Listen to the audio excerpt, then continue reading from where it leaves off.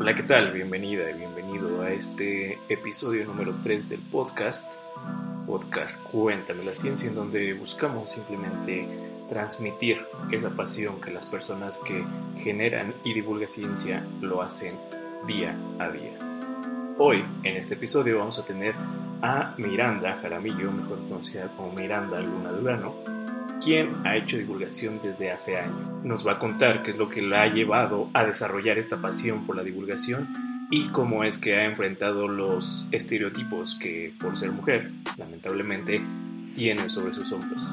Nos dará su opinión acerca de los modelos a seguir que las niñas tienen respecto a científicas y conoceremos un poco acerca de los proyectos que tiene próximamente. Muchísimas gracias por sintonizarnos. Esto es episodio número 3. Me gusta. Va, pues empecemos con esto del podcast. ¿De qué va? Pues bienvenidas y bienvenidos a este su podcast de Cuéntame la Ciencia, en su tercer episodio. La vez pasada grabamos con Marisol de Paz por Ingeniería y también estuvo aquí la semana pasada Wiki Seba, quien nos contó pues qué onda, qué hace con la divulgación. Y pues la idea de este podcast es simplemente que se hable. Normalmente se sabe, o ya lo dijo Carlos Valentín, todo está dicho, pero no para todos. Eso es bastante cierto. Pareciera que todo se ha dicho, pero tampoco todos lo han escuchado. Entonces, bienvenida. Muchas gracias por aceptar la invitación, Miranda. Es un gusto poder estar aquí, Vic. Cuéntanos, o sea, yo te conozco, pertenecemos a una comunidad de youtubers, divulgadores que hacemos contenido de educación en YouTube, pero seguramente hay muchas personas que no te conocen. Cuéntanos. Pues yo soy Miranda y realmente me dedico actualmente a estudiar y a la divulgación. Soy más, me conocen más por la parte de divulgación. Llevo haciendo actualmente 4 años de divulgación científica en diferentes áreas, ha sido también en biología, en astronomía, en física general, pero actualmente me estoy yendo más por la línea de las ciencias espaciales. Tú estudias física, ¿cierto? Sí, estudio física. ¿En qué semestre vas? Pregunta difícil. Comenzamos con las preguntas difíciles. Aquí no nos vamos por las ramas. Voy en el 6º semestre. ¿Vientos? Sí. ¿Te consideras una divulgadora de ciencia? Es que, por ejemplo, el concepto de divulgación es un poco complejo. Si bien me gusta mucho la palabra divulgación y muchos están acostumbrados a la palabra divulgación y al concepto de divulgación científica, creo que también es importante ver la parte de comunicación científica, ¿no? Porque la comunicación, a diferencia de la divulgación, es más como un círculo, un ciclo entre la sociedad y la parte científica, en la que la sociedad también le da una respuesta a la parte científica y la parte científica también alimenta a la sociedad. Y a veces la divulgación es más unidireccional. Claro. Pero pues a fines prácticos, pues sí, ¿no? Si la pregunta es así, sí me considero una divulgadora científica. ¿Y cómo has recibido tú esa como retroalimentación de las personas con las que compartes la ciencia? Pues hay muchas formas de verlo, ¿no? O sea, creo que el contexto de cada persona define muy bien sus intereses.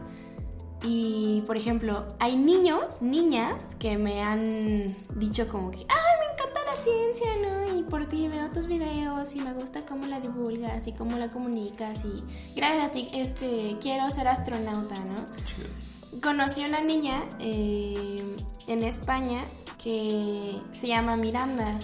Entonces, como el proyecto se llama Miranda Luna de Urano, porque Miranda es un satélite del planeta Urano, pues tenía que aprovechar el bug, ¿no? Pero la cuestión es de que ella se emocionó mucho al saber que su nombre tenía que ver con un satélite de Urano, ¿no? Y eso ayudó a que la vinculara y me dijo, yo quiero ser astronauta también, ¿no?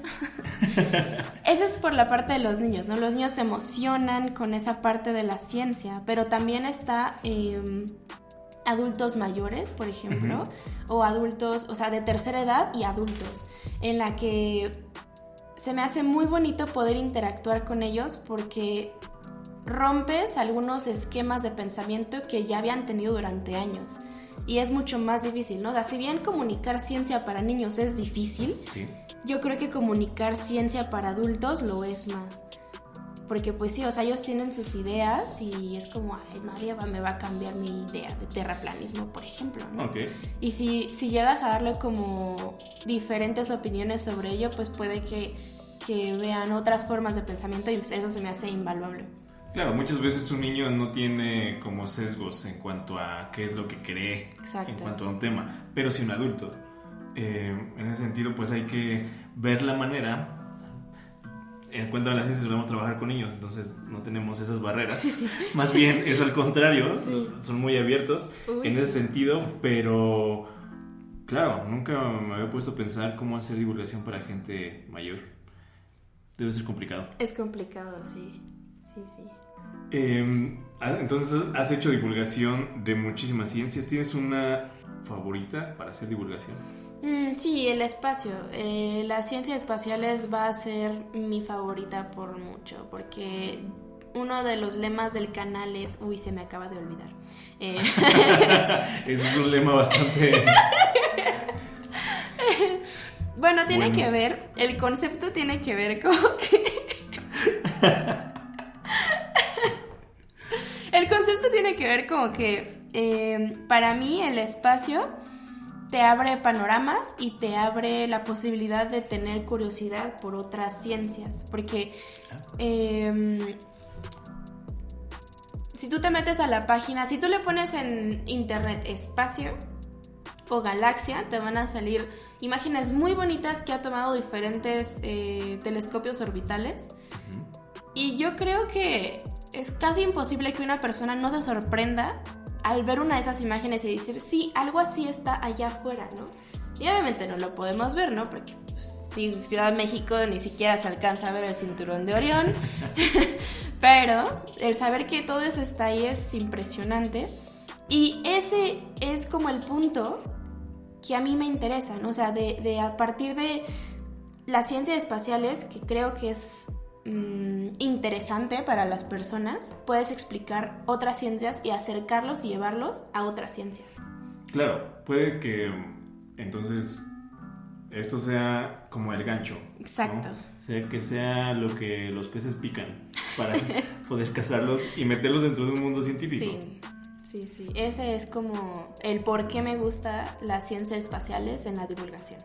Claro, es muy importante siempre la primera impresión, ¿no? Claro. O sea, captarlo y que pues simplemente los involucres más. Claro. Y yo sé que tienes más de un canal. ¿De qué canal me estás hablando? Tal vez por eso te confundiste. Sí, a ver, tengo 2 canales.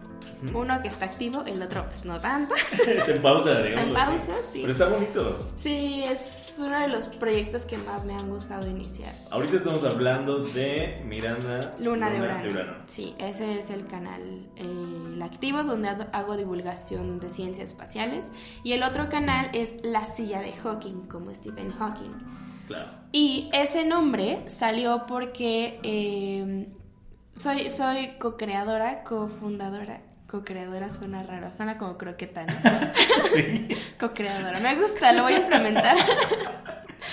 Cofundadora del canal junto con uno de mis mejores amigos que se llama Coban Cadena. Y ese nombre surgió porque acababa de fallecer Stephen Hawking, ¿no? Ya tiene un año o 2, ¿sí? Un año o 2. Porque es el día de Pi cuando falleció, pero sí ya tiene 2 años, sí. No, tiene un año. No sé, bueno. Eso se puede saber, no hay problema. La cosa es que fue alrededor de ese tiempo y pues yo estaba súper triste, ¿no? Porque a pesar de que obviamente nunca lo conocí ni nada, pero sí fue como un gran impulso para mí estudiar física gracias a la divulgación que pues, era más como divulgación ruda la que hacía Stephen Hawking en física, ¿no? Pero nos preguntamos como... La silla va a quedar vacía. La silla quedó vacía. Pero puede haber otra persona que puede sentarse en esa silla. Y hay muchas personas que actualmente se están sentando en esa silla y están creando mucho conocimiento y muchas cosas buenas para la humanidad. Entonces, ese fue por qué el nombre de la silla de Hawking, ¿no? Entonces, ese canal está como dedicado a la física pura. A veces tratamos algunos temas de astronomía, de mecánica cuántica. Iniciamos con mecánica cuántica, bastante difícil. Vaya reto. Sí, y originalmente el canal estaba hecho para niños.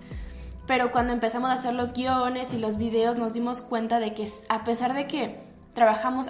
lo especial de la silla de Hawking es que trabajamos con títeres, ¿no? Títeres de...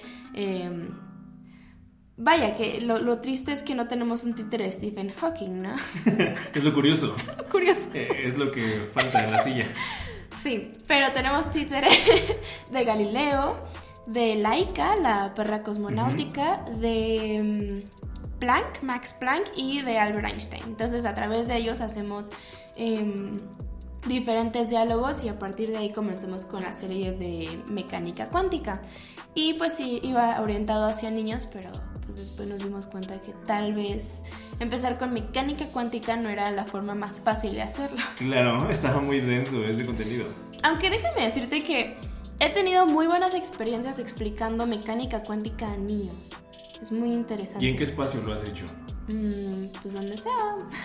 Pero esa experiencia en especial fue como hace 3 años en un curso de verano que dimos como de ciencia en general en una antigua asociación que fundé. Y ahí la pregunta inicial era ¿qué es la luz? Okay. ¿No? O sea, empezar... A mí me encanta que los niños agarran desde un momento las preguntas más fáciles que a la vez son las más difíciles, ¿no? O sea, ¿qué es la luz? Y implica muchísimas cosas, o sea... ¿Por dónde empezar? Sí, ¿por dónde empezar, no? Y sí, o sea, a mí por eso me encanta hacer divulgación con niños y cursos con niños, por eso, porque te hacen las mejores preguntas. Sin duda. Y en esta... o sea, el hacer divulgación siempre te crea diferentes habilidades, ¿no? ¿Qué habilidades has desarrollado a partir de que haces divulgación que normalmente no se aprende en la escuela? Lo que has aprendido en el campo.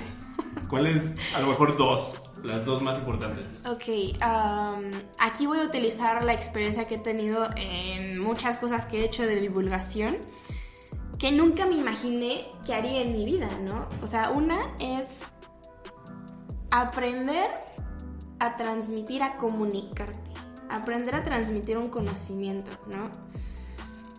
Es muy pesado. Porque, o sea, en la carrera para nada, sí, o sea, es como ponte a hacer tu matemática y ya, ¿no? O sea, nada que ver. Entonces tienes que aprender a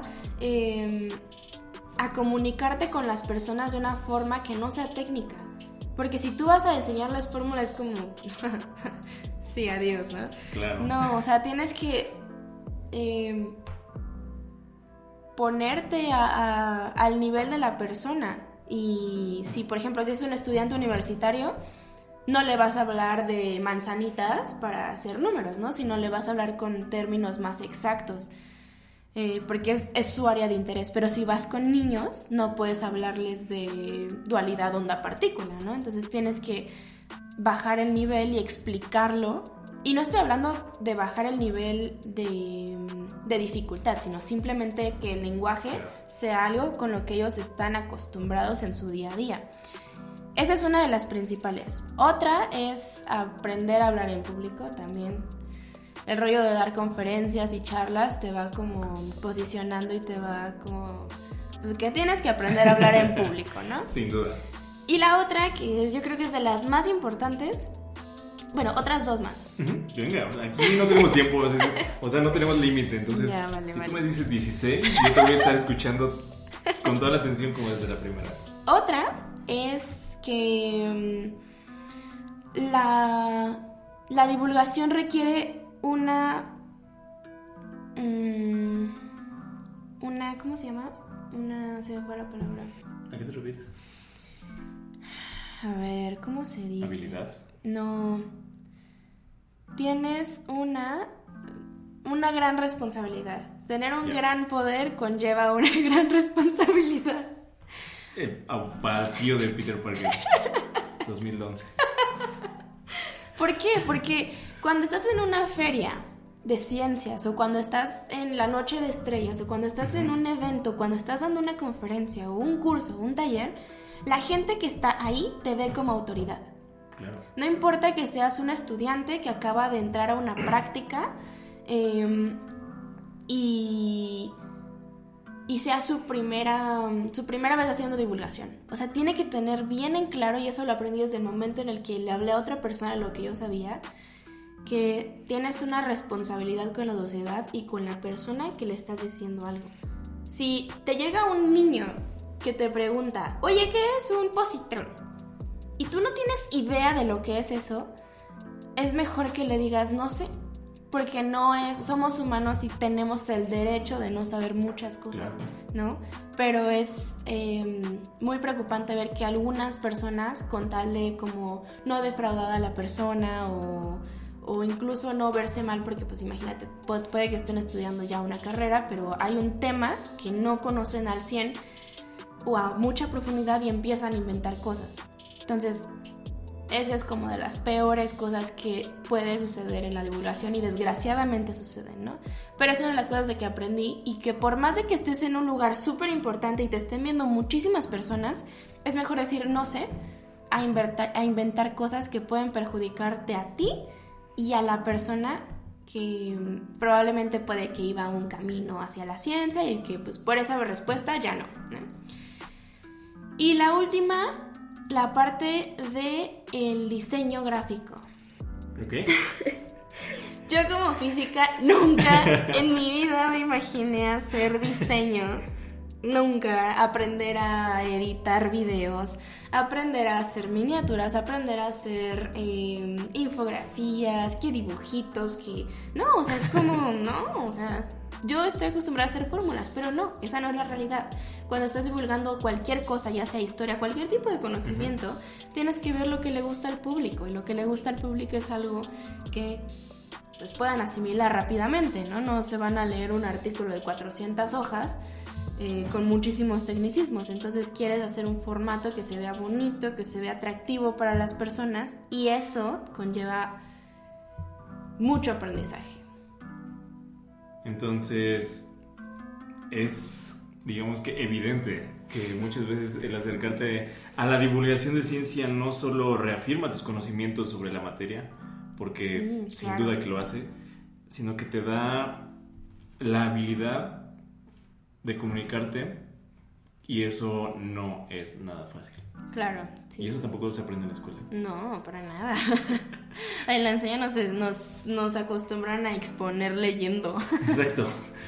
Y eso sencillamente no funciona. No. No te puedes parar y tratar de explicarle algo a un niño y te da yendo unas tarjetitas. Para nada, nunca. El niño se va volando. ¿Qué tanto estás relacionado con la palabra o el término role model? Uy, pues sí la ubico, ¿no? Bueno, role model normalmente, ¿cómo la traducirías al español? Como un modelo a seguir. Modelo a seguir, sí. En digamos que hoy en día, creemos que las niñas tienen una desventaja injusta a la hora de que se enfrentan en un tema de educación, en un tema de trabajo, y bueno, no nada más las niñas, sino todas las mujeres. Pero creo que las niñas es muy importante para ellas que vean un modelo a seguir, o sea, que sepan, que estén enteradas de que hay mujeres que ya han hecho mucho, y de que hay mujeres que son un ejemplo, que pueden servir de ejemplo para afrontar, no sé, tareas, o que cuando alguien nos sintamos pues derrotados nos den la energía para salir adelante.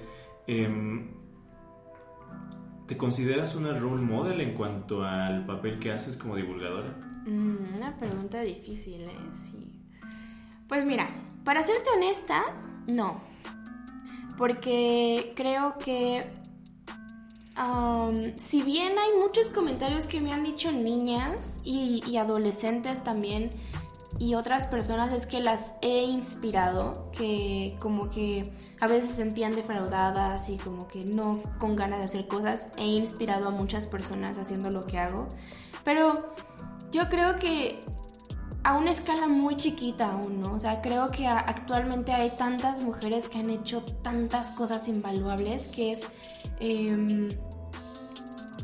darles como notoriedad a todas las mujeres, ¿no? A pesar, o sea, yo todavía me siento muy baby, muy chiquita, sí, como para ser un modelo a seguir, como que a veces vienen personas más grandes que yo a decirme, wow, qué inspiradora historia, ¿no? Y es como, me desenfoca, ¿no? O sea, como... ¿Por qué me desenfoca? Está raro. Me desenfoca. Me descuadra un poco.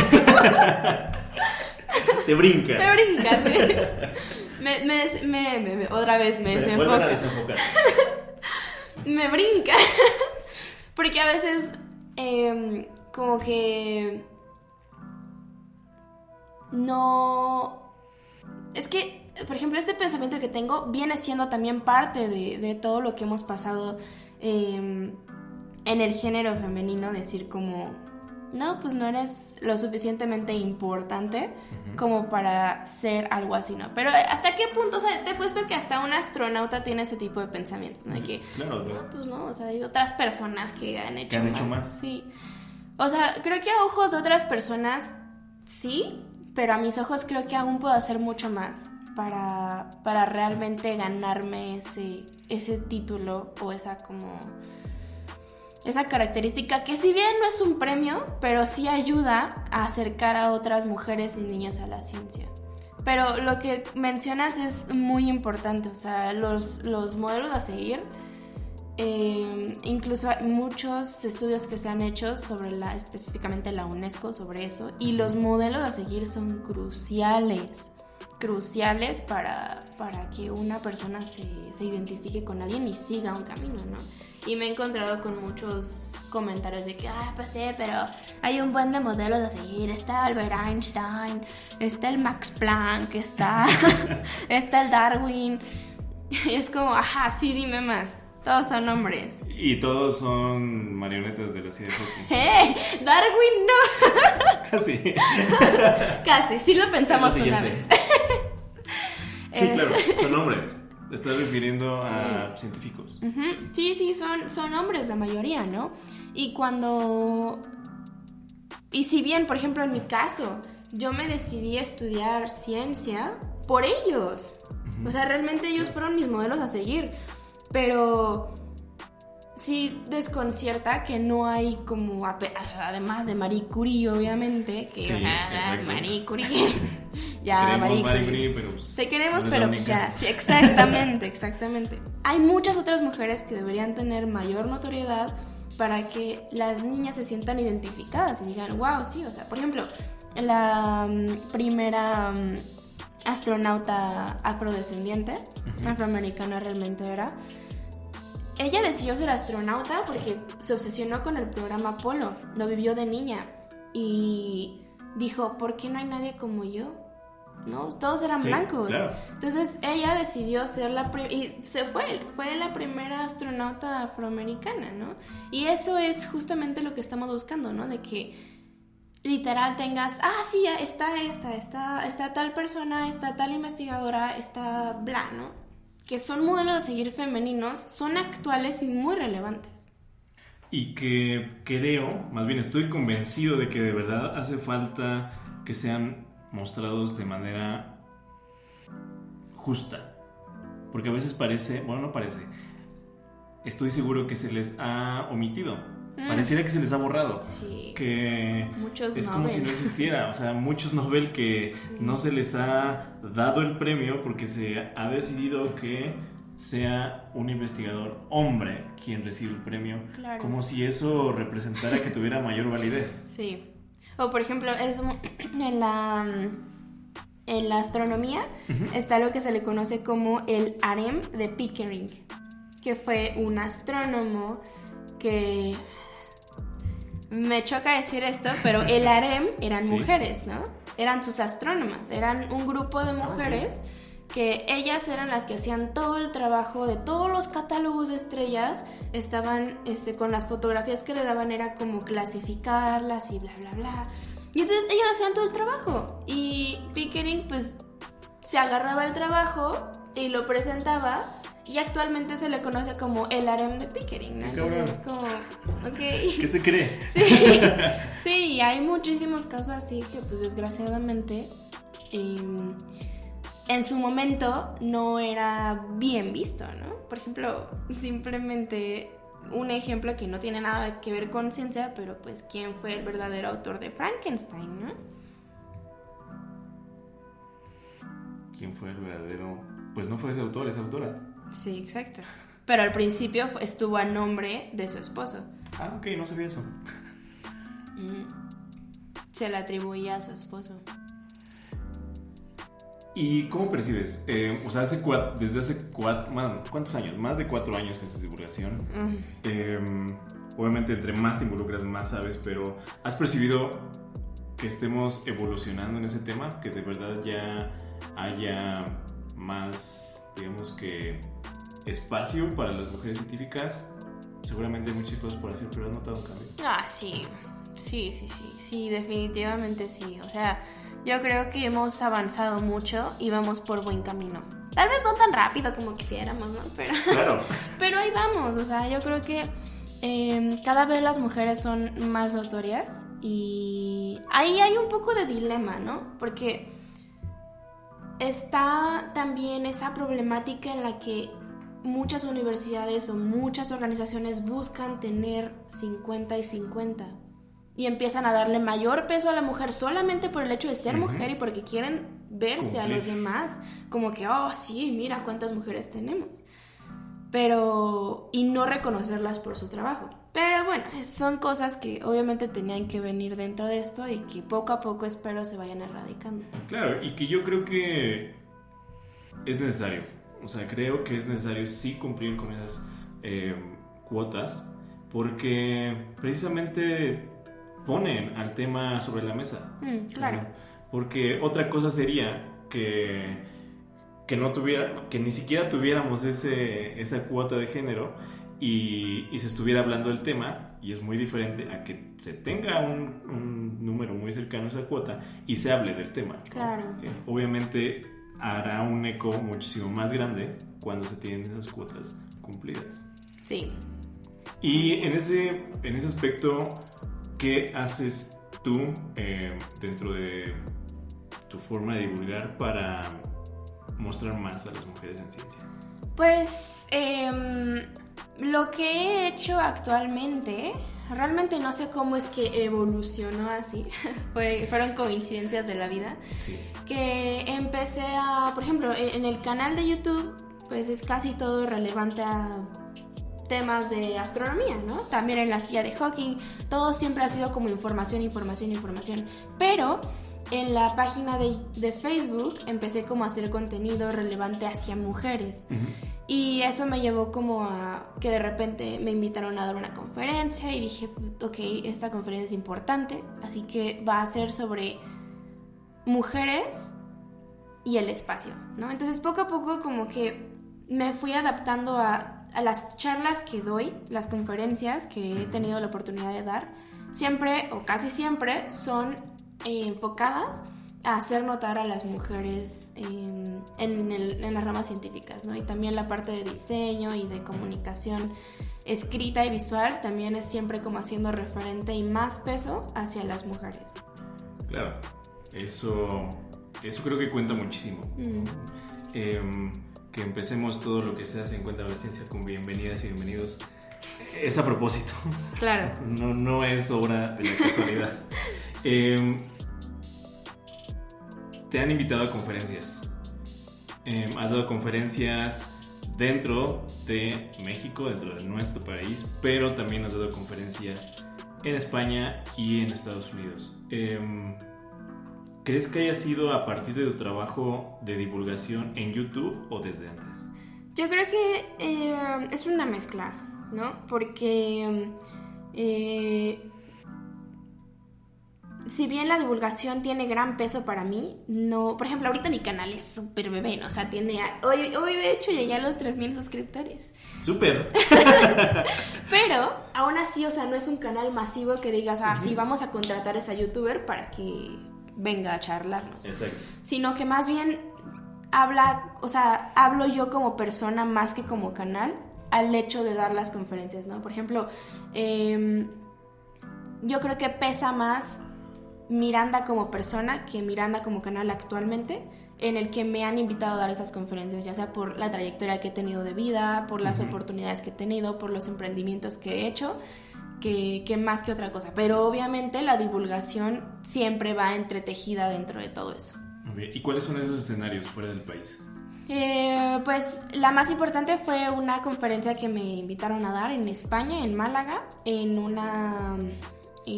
¿cómo se llama? En una organización que se llama Talent Woman, que es mujeres talentosas, sí. Mujeres en talento. La historia del universo a través del ojo de una mujer. Sí, esa fue la primera conferencia más grande que he dado. Y decidí enfocarla a, sí, contar astronomía, pero ¿por qué no también contar sobre mujeres, no? Claro. Entonces es una charla sobre cómo los descubrimientos que hicieron las mujeres en la rama de la astronomía ha ido construyendo la historia del universo, ¿no? Empezando con el Big Bang y las estrellas y la bla bla bla. Entonces, pero todo solamente a partir de inventos o descubrimientos de mujeres. Entonces, esa sí fue como una conferencia que disfruté mucho, porque también mi público fue muy diverso.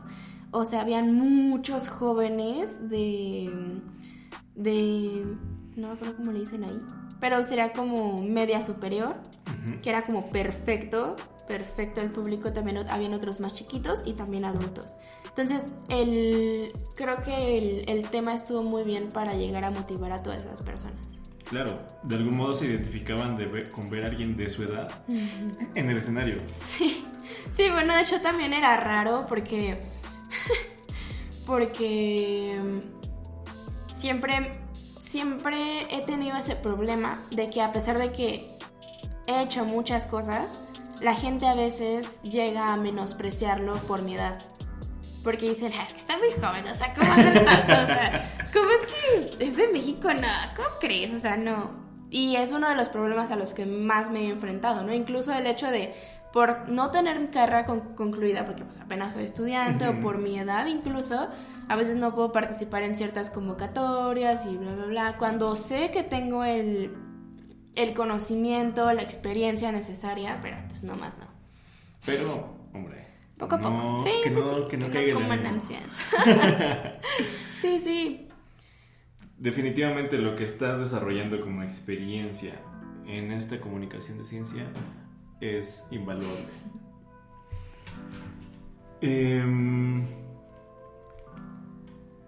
Quiero centrarme nuevamente en el tema de las niñas. Ok. ¿Cómo crees tú que podríamos motivar a las niñas a que se involucren dentro de la ciencia? Dentro, a lo mejor, de una carrera no necesariamente ingenieril, ¿no? Muchas veces se piensa que la educación tecnológica tiene que ser una ingeniería. Sí. ¿Cómo crees que podamos nosotros motivarlas? Yo creo que con la curiosidad. Yo siempre digo que la curiosidad es la gasolina, el propulsor, lo que quieras, de la humanidad. Si no hubiera curiosidad, no hubiéramos tenido fuego, obviamente también tiene que ver con principios biológicos de supervivencia, ¿no? Claro. Pero la curiosidad nos ha impulsado a tener incluso diversión, ¿no? Entonces, yo creo que ¿por qué no puedes llegarle a cualquier persona, especialmente a un niño, y decirle, tú vas a estudiar esto porque está cool? Y vas a creer que está cool y está bonito y vas a estudiar esto. No, tienes que realmente tocarle un punto en la que ella diga, wow, me interesa, ¿no? Y nunca decirle cosas tipo, no puedes hacerlo, eres mujer, va a haber muchos hombres. Porque desgraciadamente, por ejemplo, en mi caso, yo sufrí mucho de eso, ¿no? O sea, siempre estuvo ese pensamiento de que eres mujer, o sea, no puedes hacer eso. Por ejemplo, cuando estaba a punto de entrar a la licenciatura de física, una persona muy cercana a mí me dijo, acabo de salir la película de Talentos Ocultos. Muy bien, sí. Entonces, esa persona la vio. Y le dije, bueno, le comenté que iba a entrar a la carrera de física y me dijo, sí, pero, o sea, ¿cómo física? O sea, tú, o sea, sí, está bien. Y me dice, sí, está bien de que eres un cerebrito y siempre has tenido 10 en la escuela y todo, pero, o sea, no eres como esas mujeres, o sea, no eres tan inteligente como ellos. Me dijo, no eres tan inteligente como Albert Einstein. O a ver, dime, ¿eres tan inteligente como Albert Einstein? Y yo me quedé así como, o sea, sí tiene razón, ¿no? O sea, en ese momento fue como, sí, pues no soy Albert Einstein, ¿no? No soy una grande científica. Pero por Dios, Albert Einstein fue un niño. Exacto. Esas mujeres fueron, Margaret Hamilton fue una niña. Todos hemos pasado por un momento de crecimiento. Y es erróneo pensar de que solamente los más listos, los más inteligentes pueden acceder a la ciencia. ¿Por qué no? Claro que no. No, o sea, la ciencia es curiosidad por las cosas de la naturaleza, porque dices, ¿cómo es que funciona esto? ¿Por qué se cae? No sé, ¿por qué tiene luz? ¿Por qué es verde? ¿No? Entonces, el hecho de, desde que son pequeños, motivarlos a, no que sigan la ciencia, sino a que sean curiosos, yo creo que es de las mejores formas. En los cursos que he dado, he visto la diferencia entre llegar... Porque al principio hacía esto, ¿no? Al principio yo tenía muchos errores de comunicación. Y era como llegaba y explicaba las cosas, ¿no? Y ya, adiós. Claro. ¿Preguntas? No, adiós. Claro que no me preguntas, no te habían entendido nada. Exacto. Pero después vi que era un ejercicio, o sea, es un ejercicio de comunicación donde tiene que haber retribución por parte del público, porque ni siquiera son públicos, son personas que están interesadas, ¿no? Entonces es un ejercicio en el que hay preguntas, tú le haces una pregunta al niño, ¿no? Por ejemplo, no sé, ¿por qué cuando llueve huele rarito? ¿No? Rico. Huele rico. Bueno, a algunos no les gusta, a mí me encanta cómo huele. Y se queda pensando, ¿no? Y te dice, no sé, o te saca una cosa súper loca, ¿no? Ajá. Increíble, ¿no? Nunca hay que decirle, no, estás mal, vuelve a pensarlo. Sino de una forma decirle, ok, vamos a reanalizar eso, ¿no? Y le damos vueltas, ¿no? O sea, realmente como que ellos, que ellas y ellos se den la oportunidad de descubrir las cosas por sí mismos, ¿no? O sea, como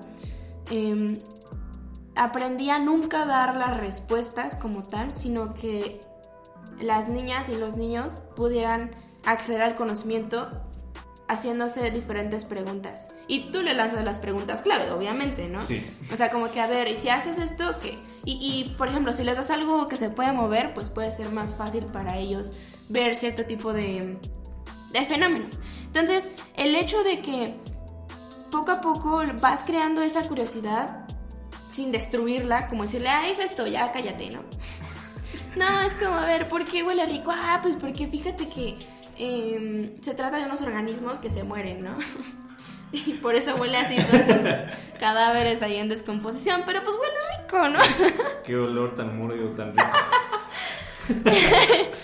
Pero, y así con muchos otros ejercicios de cualquier tipo de ciencia, ¿no? Entonces yo creo que es más eso, ¿no? Desde que son muy pequeños, porque cuando ya están grandes, ya pierden mucha curiosidad por ciertas cosas. Digo, no están todavía perdidos, ¿no? Pero cuando son pequeños, explotar esa curiosidad que tienen y que incluso también es muy importante el papel de los padres, ¿no? Porque los padres muchas veces como, no, ya cállate, ya deja de preguntarme cosas.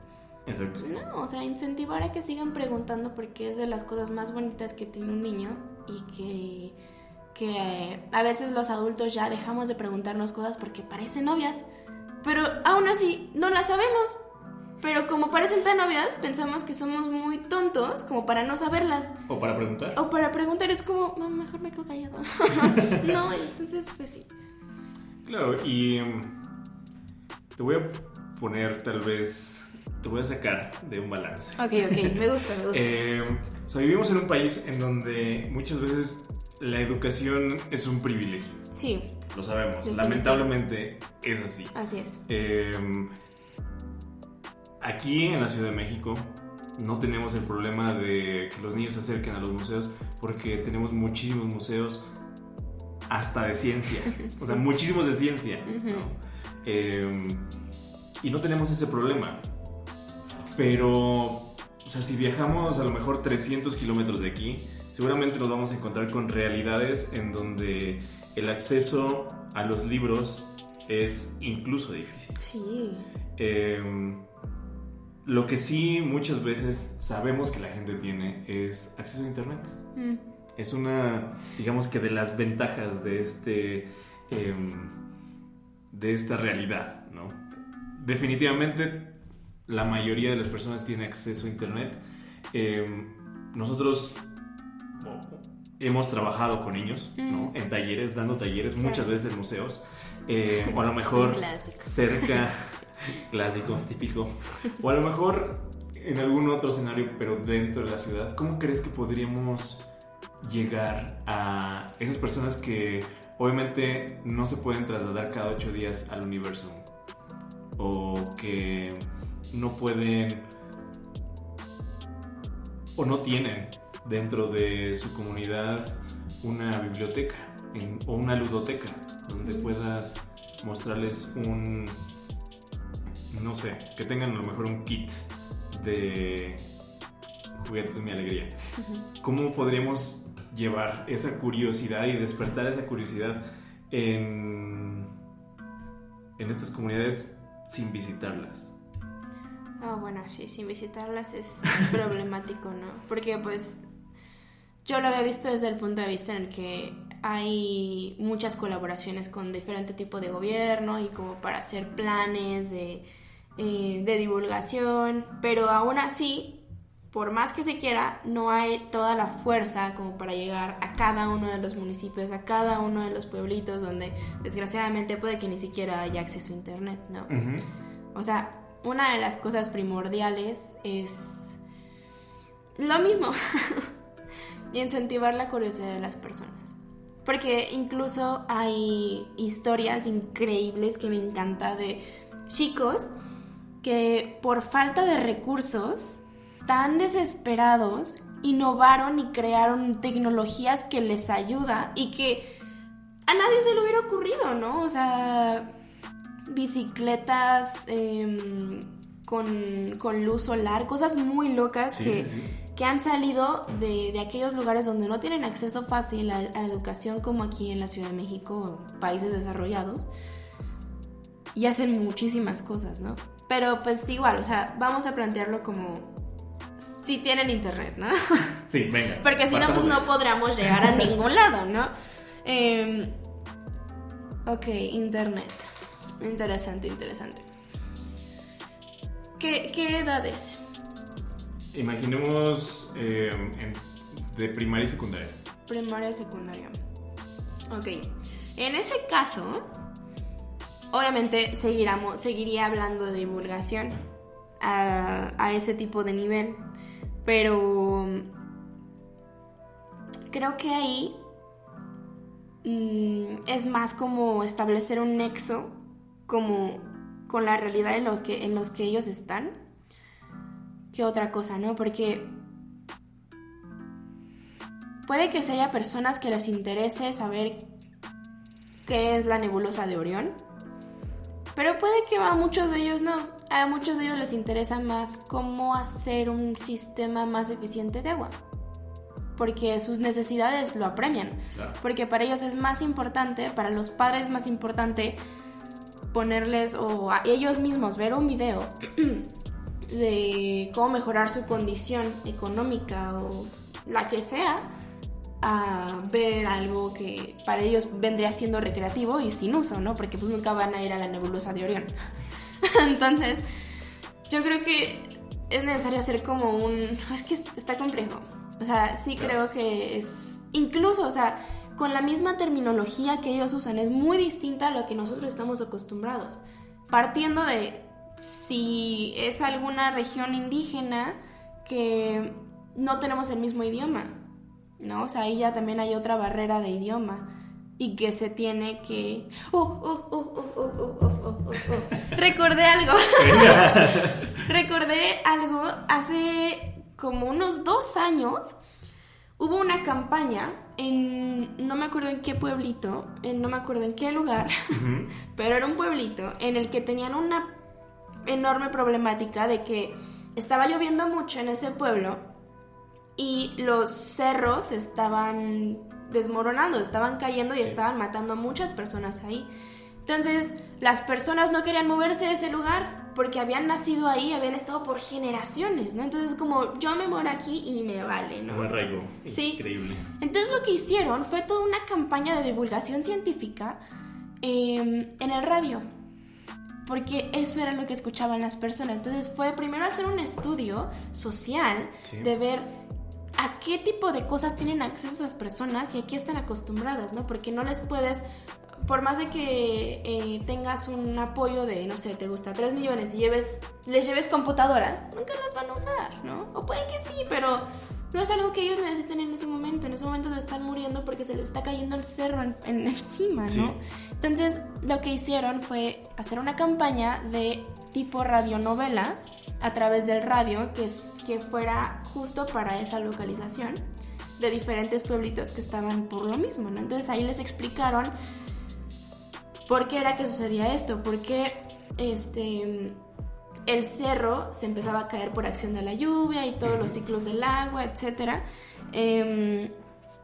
Y pues que realmente tenían que moverse de ahí, ¿no? O sea, porque si no se iban a morir todos y ya no iban a quedar más generaciones. Y afortunadamente, pues se movieron. Entonces, yo creo que es necesario, en esos casos, o sea, poniendo esto como ejemplo, hacer como un estudio con base a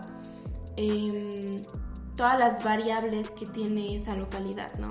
Y ver cuáles son sus necesidades e involucrarlos en ese tipo de cosas. Y si le das por ejemplo, imaginemos que vas como por el mismo camino donde ellos quieren saber algo necesario, para, digamos, de tecnología, para cierta cosa, no sé, no tengo ejemplos ahorita. Se van a interesar.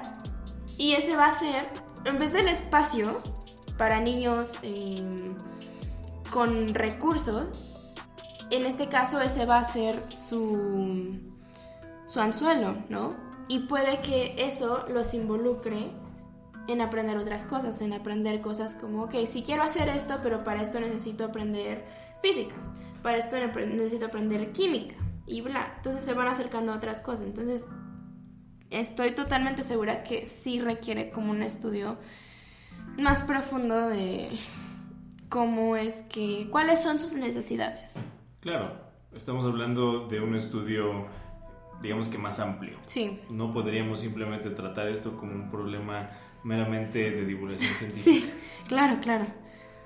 Sí, bueno, también a mí me vino a la mente, hay un video de los astrofísicos en acción, en donde justamente hablan de que hicieron una campaña más o menos de talleres en alguna comunidad, no recuerdo de qué estado, pero obviamente en donde pues digamos que no se tenía el conocimiento de que existían incluso telescopios, ¿no? O telescopios como, obviamente ni siquiera los que podemos tocar, ni siquiera pues telescopios como el Hubble, ¿no? Claro.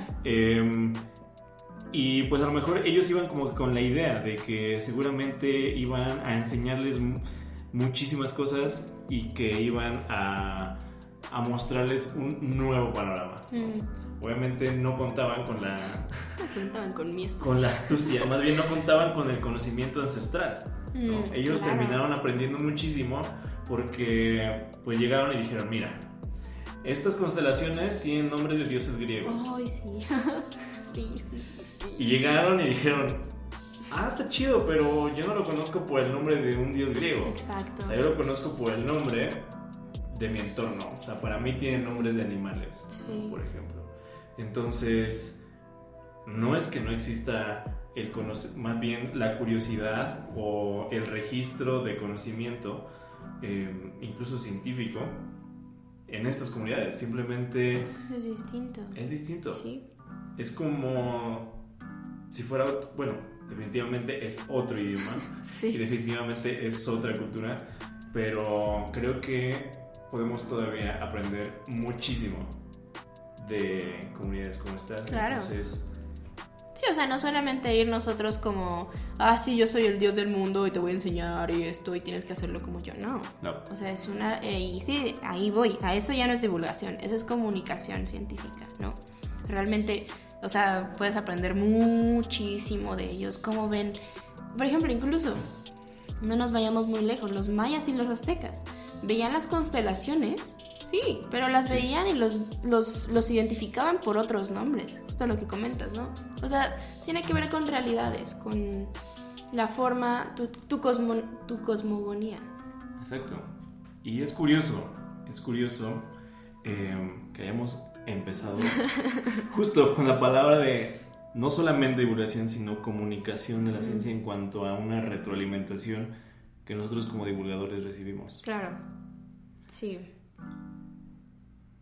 ¿Te gustaría agregar algo más? ¿Algún consejo que quieras dar a los papás de los niños que quieren convertirse en científicos o que quieren los papás acercarse la ciencia de manera sencilla a sus hijos? Sí, o sea, que no vean nada como imposible. O sea, yo creo que todas las personas somos capaces de hacer lo que nos guste, de la forma en que nos guste, y pues que realmente motiven a sus hijos a muchísimas cosas. Yo siempre digo que acerquen a todas las niñas y los niños a la ciencia. No para que todas sean ingenieras o físicos o matemáticas, no, sino porque la ciencia es muy importante a la hora de tomar decisiones.